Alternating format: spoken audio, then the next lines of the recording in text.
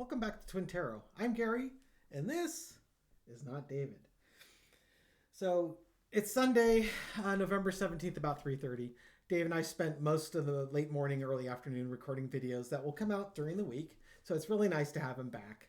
Dave and I also have an understanding that if I ever want to throw content out on the channel, just go ahead and do it. He's really good with that.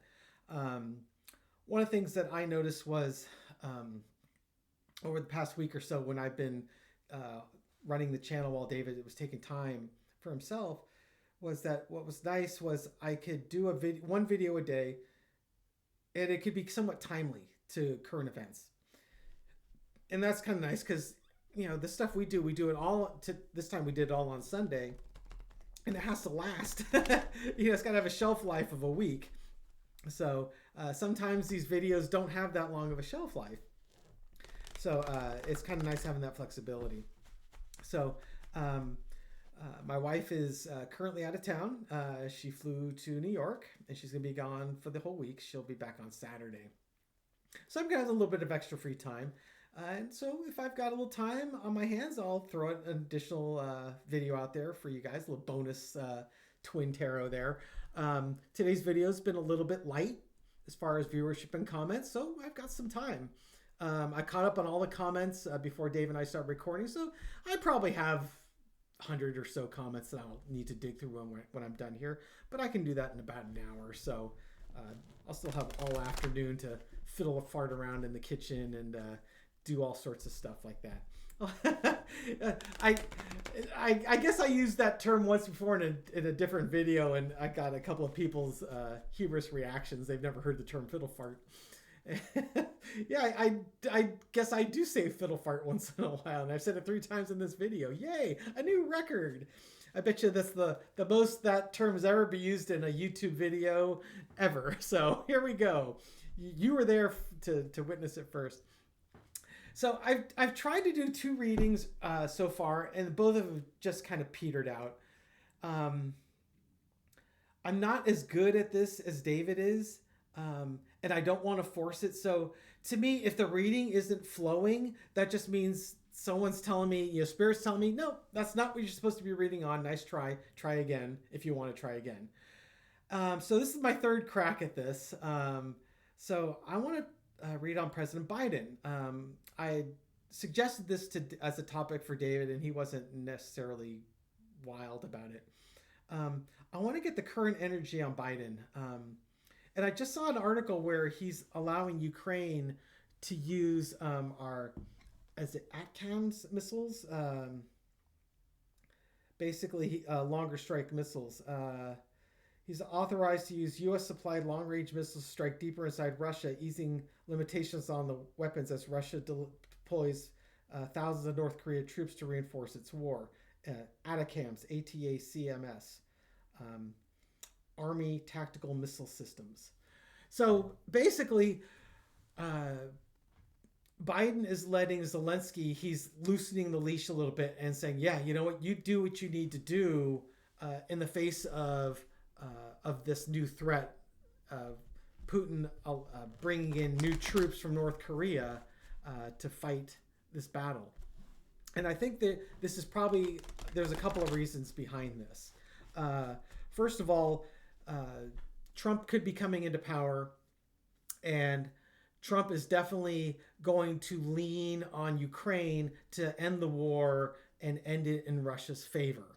Okay, do the surrender, or not surrender, but end the war on Russia's terms, which is basically Russia gets to keep all the land they grabbed, and then Ukraine just has to sort of deal with it, which doesn't seem fair.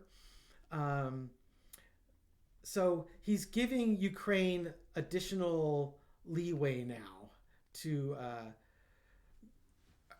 basically inflict some damage to Russia and maybe end this war more in Ukraine's favor because Ukraine will be in a position of power, a more powerful position to negotiate, which is not what Putin wants. Putin wants Trump to have Zelensky end the war on Putin's terms.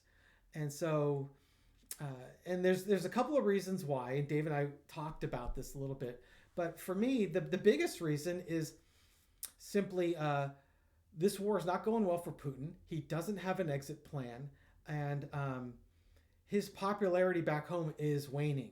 And we're getting to winter. The price of eggs and butter is going up in Russia, and this war is going on to it's coming up on its third year. And the local citizenry and the oligarchs are probably getting a little tired of this. And if they get stagflation, where they've got not only rising interest rates but rising prices, you've got a recession and inflation at the same time. You got stagflation. Um, Putin's stranglehold on that country may come to an end. So this is Biden trying to accelerate Putin's exit off of the world stage. So let's see what this is going. What is the energy around Biden right now? He's got a lot on his plate. We've got this election that smells to high heaven, and he's got this war in Gaza, and he's got this war in Ukraine. So what's going on here for entertainment purposes only? How's Biden feeling, and what's his strategy here? Okay, foundational reading is strength. He is being very supportive of Ukraine, and because Ukraine has just proved themselves to be a very strong force. Crossed with the Ace of Swords, the Sword of Truth. He recognizes that we have to stand up for what's right in this case. Russia invaded Ukraine, and they did it under false pretense. That it was full of Nazis and all this other bullshit that's clearly not true. And he's trying to do his best to support the Ukraine. Underneath it, Ten of Swords. It could be for a couple of reasons. One, his tenure as president is coming to an end. All right. It could also be his trying to put Putin's presidency to an end. Let's see. Let's keep going. In the past, we got the Fool. It's a new journey. Russia just went right in, like they were gonna go in there and they were gonna take over this country in 3 days. The initial set of troops that went in there, they only went in with a couple days worth of rations, and they had their parade uniforms with them because they figured they were just gonna walk on in and take it over. Current situation is the Seven of Pentacles. Biden's looking at all the resources the U.S. has and their capabilities, and what can he cut loose to give the Ukrainians things of value in this battle that they've got with Russia.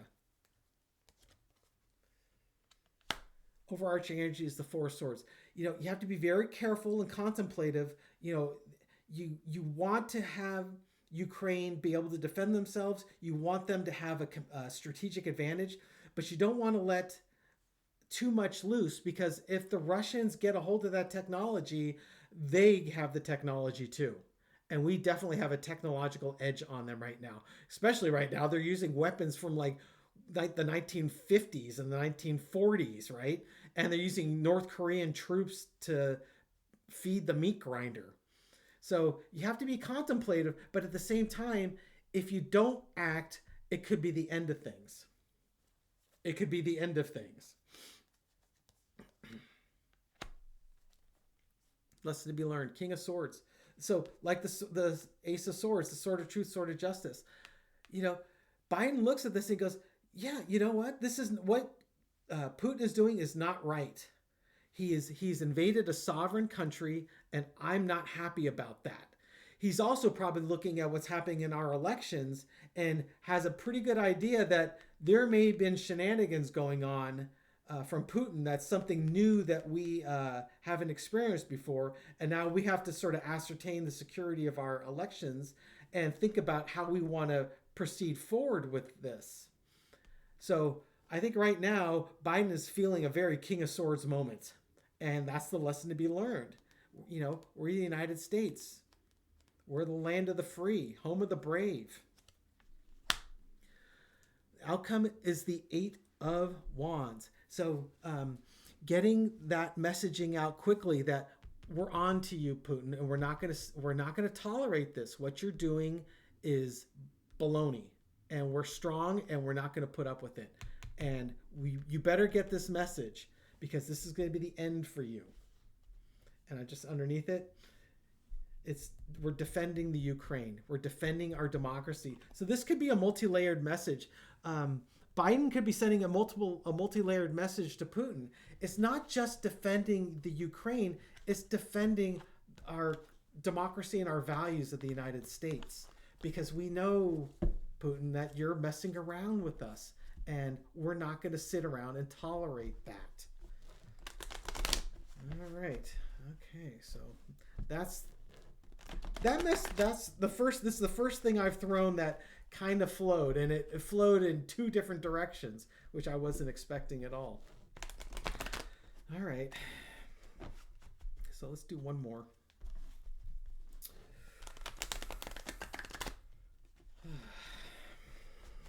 Stand by.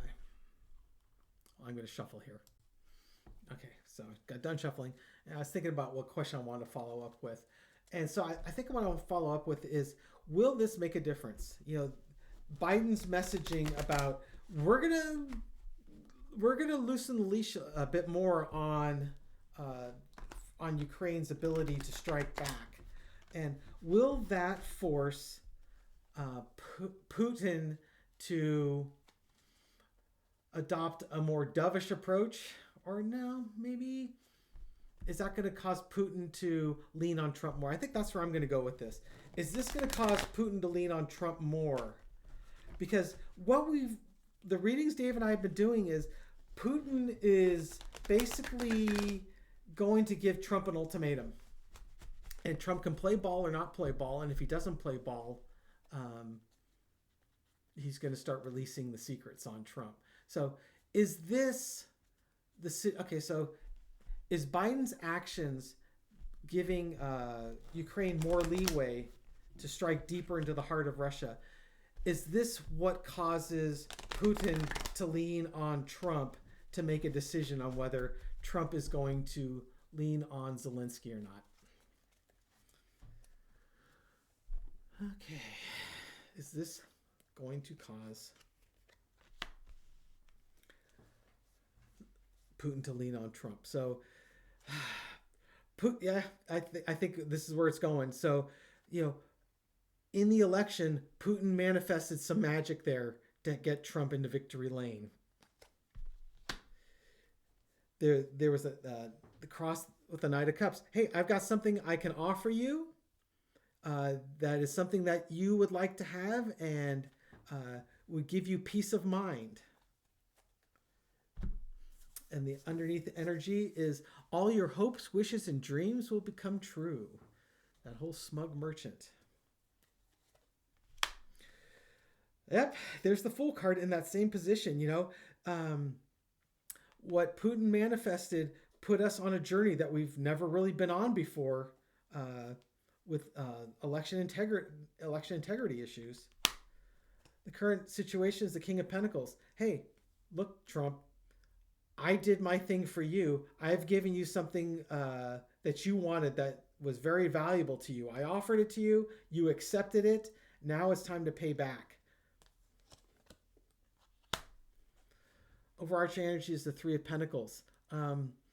Trump and his political team, they may be discussing this. It could be Putin looking at his oligarchs and looking at the situation of the war, saying we have to do something to get this over with because this is not going the way that we thought it was going to go. You told us, the oligarchs are probably saying, you told us this was going to be 3 days and we were going to have all this wonderful opportunity with the breadbasket of Eastern Europe, and it's not going that way. We're coming up on 3 years. The lesson to be learned is the Knight of Swords. Putin's running out of time.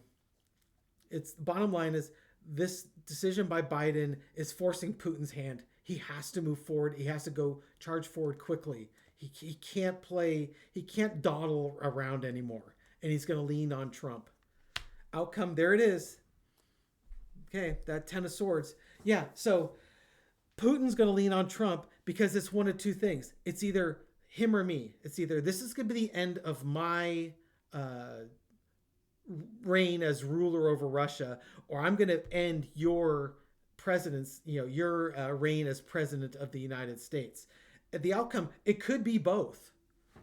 So, yeah, I think that's what these cards are saying, is that by Biden loosening the reins on the Ukraine ability to fight back, Putin now feels even more threatened. And he is going to lean on Trump to have Trump try and end this war as quickly as possible. And if Trump plays ball,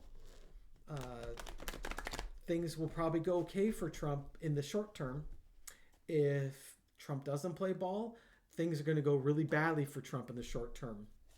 Spoiler alert, if Trump plays ball, things are not going to go well for him in the long term. It's the blackmail that Putin's got on him is going to continue. It's not going to go away. So that's where I'm going with this. So I think I will end the video here. Thank you so much for watching. I really appreciate it. Thank you for hanging in there with me for about the week or so that David was gone. He's back. We're recording. We're having a good time. So I really appreciate all of you sticking around with me. And once again, these readings are for entertainment purposes only. Free will change everything. I could throw these cards 20 minutes from now and you could get a completely different set of results, right? So hopefully this can take the temperature down a little bit, take the anxiety down a little bit. I know there's a lot of blue dots in red states and blue dots in red families. Hey, if you need to comment, throw something in the comments. Sometimes we all need someone to talk to. So we're going to be here. We got a great community on this channel. We're very supportive of one another. I block the trolls that are not supportive of us. So you've got a safe place here. It's okay. We're there for you. So I hope you all have a wonderful day, and I'll give you one secret card to send you off. And it's a great secret card. It's the 10 of Pentacles. It's about our legacy. It's about the things of value. It's about family and just everything that is important to us. And we have to honor that. And if we can get through the nonsense that we're going through, then our legacy will be great. So let's focus on being great, having a great legacy, and being supportive of the people around us, the old people, the young people, and the people in the middle. Thank you so much for watching. Have a great day. Bye.